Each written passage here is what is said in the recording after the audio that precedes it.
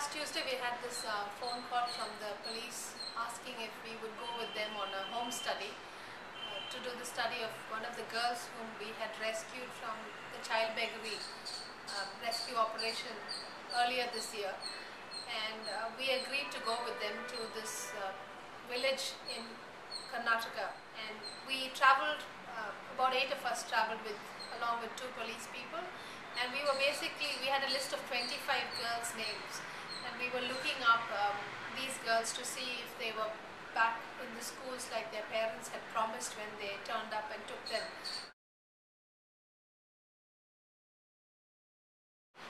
We went to about 4 villages, and we traced about 10 of the girls on the 25 girl list.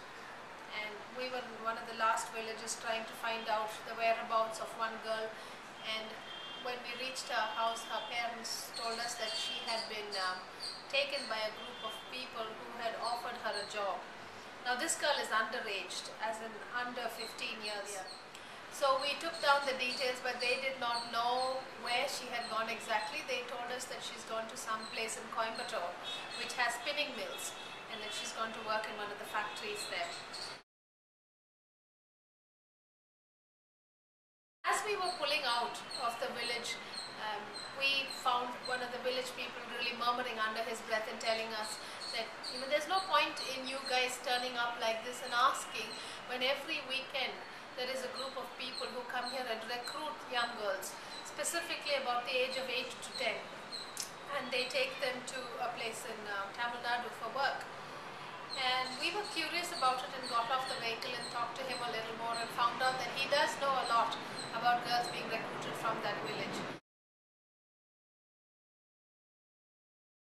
And one day later, we get a phone call from him to say that these recruiters have turned up on the Friday to recruit girls from the village, and that they had recruited 18 young girls below the age of 15, 16 for jobs. And so I went to the police, Joint Commissioner of Police, with this information, and he said we shouldn't be waiting to try and come up with a massive rescue operation. We really do need to get the girls to safety, because they were all minor girls by definition in India. So we went ahead and came up with a raid and rescue plan with the police. We put the plan together, we formed a team together, and over the weekend, over Saturday, Sunday, we made the plan to travel. But the real plan was for the girls who were being taken by a train. We had information that they were being taken by a train on Sunday, and we had our Oasis staff get onto the train and pretend to be travelers on the train. And they traveled with these girls all the way to Tamil Nadu, and at the other end, we were there waiting with the police and a rescue team to get the girls off the train. By the time we got the girls to the police station, it was about 6:30, and we discovered that there was a whole lot of people waiting at the police station, and these were the mill owners, the spinning mill owners who had turned up at the police station. They were laying claim to the girls, and a whole lot of men on the train as well kind of decided to call themselves as parents. And the police were really flustered with all of this, and there were no procedures being followed. These 10 girls were kept in the same place with the traffickers. Oasis had to come in and tell them that this cannot happen. We had to separate the girls.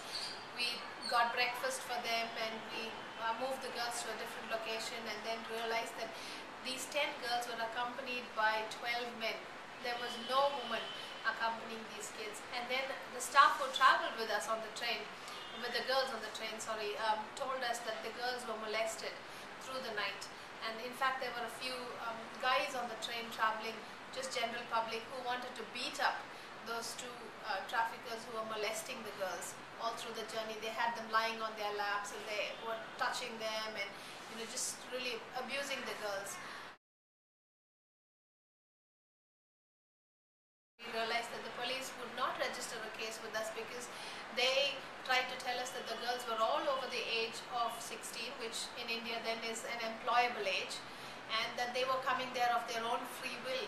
Well, as the girls told us, they had no idea why they were there. that none of them were the parents, none of the men were the parents, but the police chose to believe the story, and we had an uphill task, and we managed to register a complaint and transfer the girls as well to a safe location. Today we were meant to be going with the police team to bring the girls back, but late last evening we heard from the Child Welfare Committee there that they were under tremendous pressure, and that the local government person had turned up with the parents whom he had specially got driven down from the village and with police, and they pressured the Child Welfare Committee to release the children to these so-called parents. The good thing is that even though this looks like, we rescued them and they've been released and they're going back to something else, the Karnataka police are not going to keep quiet about this. We are registering a complaint here in Karnataka, and Child Welfare Committee has already been asked to pass on all of the released documents, the photographs, the evidences that the so-called parents brought to say that they are related to the girls, and that will be transferred to us by Monday, where we will then start a fresh investigation to find out where things have gone wrong. The Karnataka government is really supporting Oasis to see that there is an end to this trafficking racket, both from the side of the village as well as for these girls who have been sent back, but we don't know if they have reached the village, and we will be doing follow-up over this week to find out where the girls are and what has happened and what kind of rehabilitation plans we can put in place for the girls.